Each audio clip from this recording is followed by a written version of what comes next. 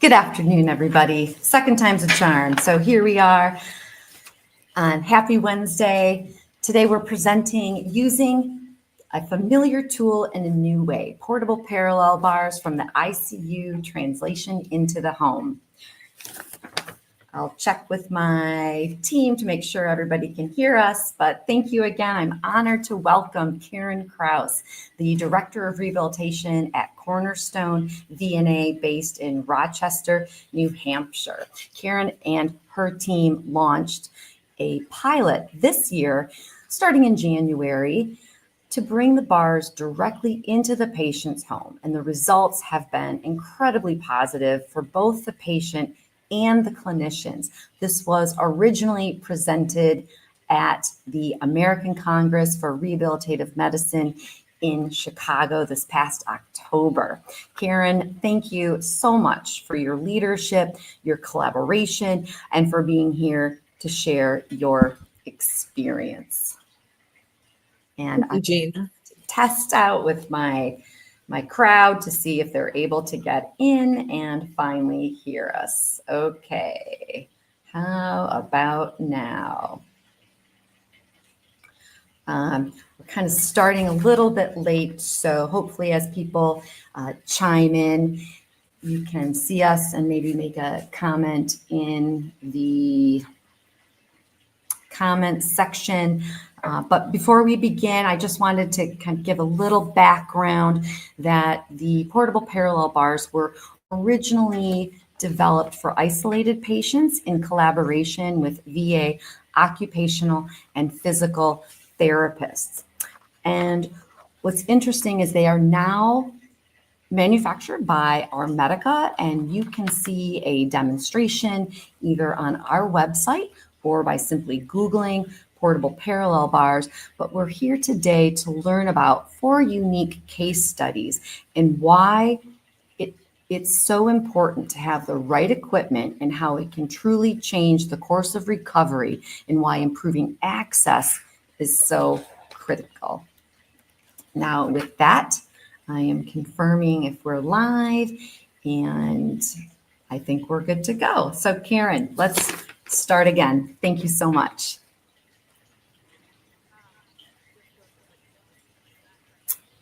I am not hearing you, Karen. I don't know if you are on mute. I heard you before say thank you, so I think we should be okay. Your mic is good.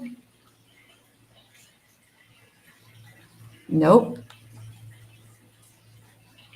I haven't touched There you anything. go. You got it. Oh, there we go. Yeah, I don't know why I was delayed on Teams today too. Okay. Well, thank you, Gina. Just so everybody knows, my background is I am a physical therapist, but I am the rehab director over at Cornerstone VNA. And being in the home, we run into many, many challenges, one being the lack of equipment. The equipment that you can get in a gym, at a hospital or a rehab, we no longer can access.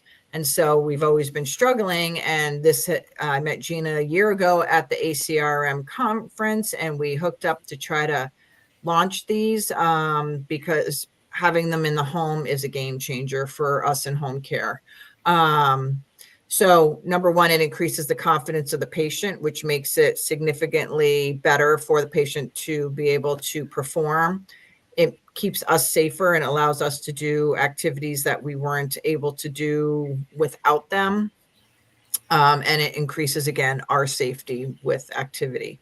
So our first person is Darren.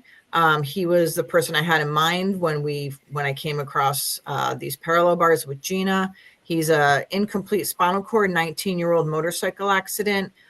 He currently is now walking short distances, but we were able to get these bars to him where he was able to get up in the bars, walk with a little more ease than he was with, say, a walker, and able to do balance activities that he wouldn't otherwise be able to do because one leg was significantly weaker.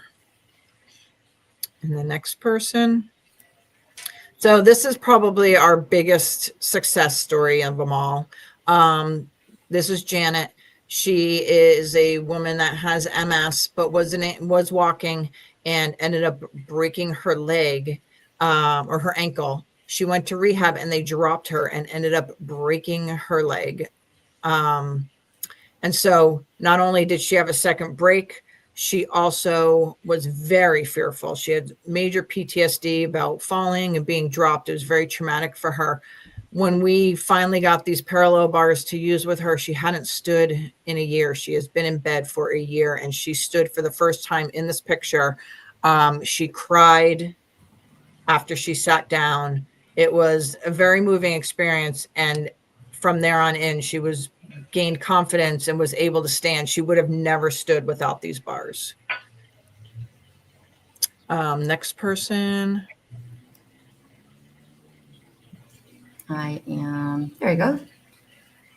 Oh, Jan. So, yeah. And then the next person was a gentleman named Brian.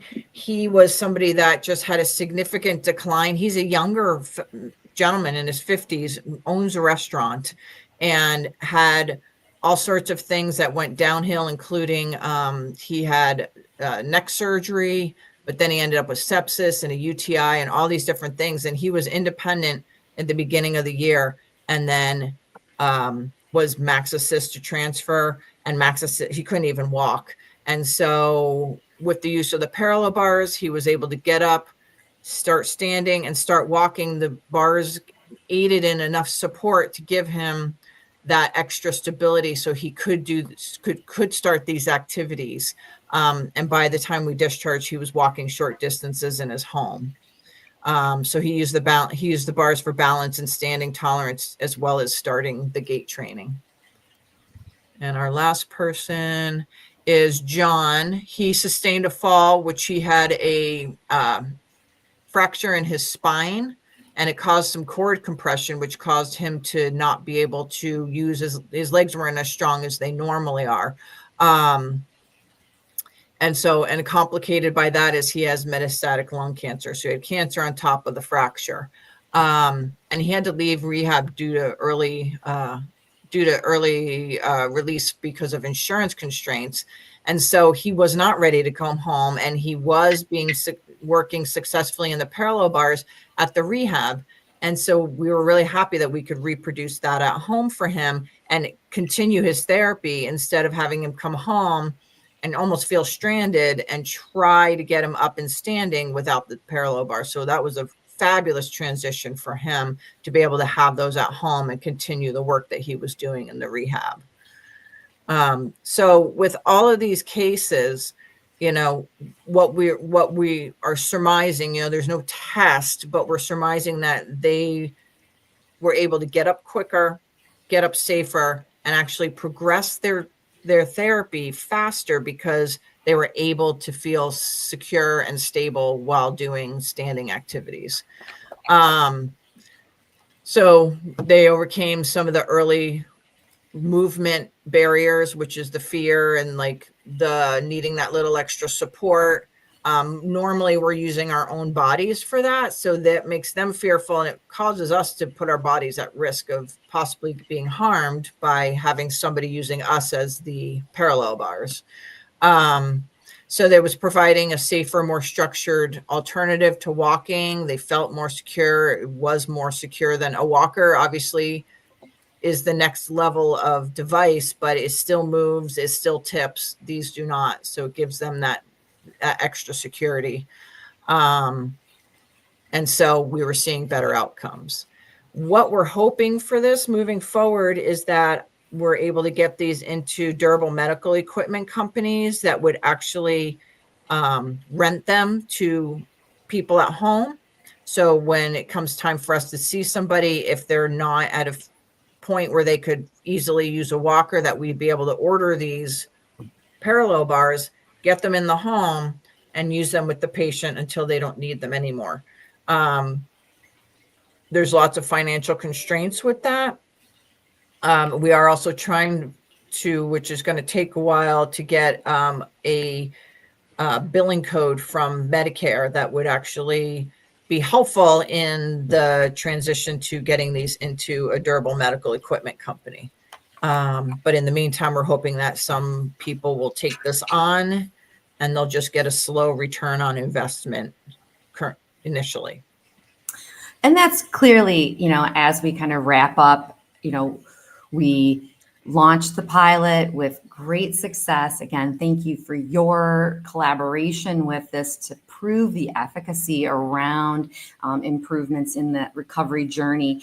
And today, we want to leave everybody with a clear invitation, and that is that we are actively recruiting home health agencies and DMEs to partner and participate in the next phase, which is a multi-center clinical pilot. And this opportunity is going to provide an time for people to join and validate, to contribute to real world data and help shape emerging safe patient handling practice standards.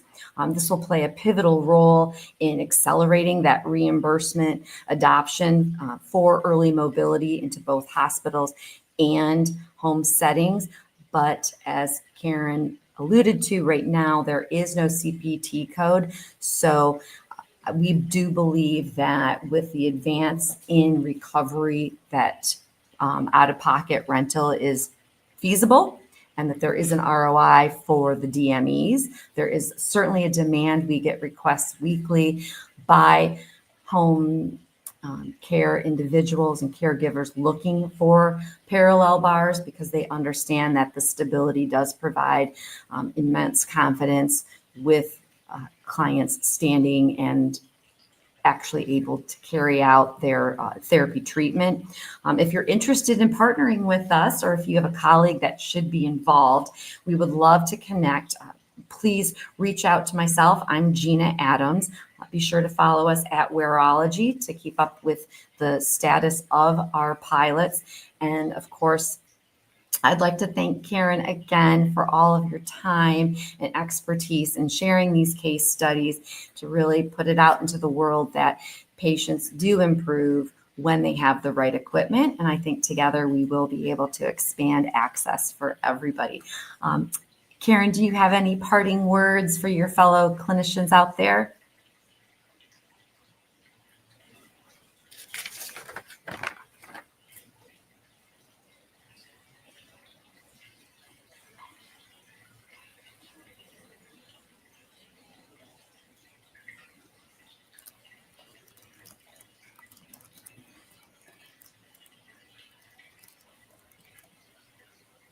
Okay, well, thank you so much. With that, we appreciate everybody's time this afternoon. Sorry for the technology glitch. We will have this recorded and available to watch at a later date. So thank you, everybody. Wishing you, your family, and colleagues a wonderful holiday season. And thanks again for everybody's time. Appreciate it. Enjoy your afternoon.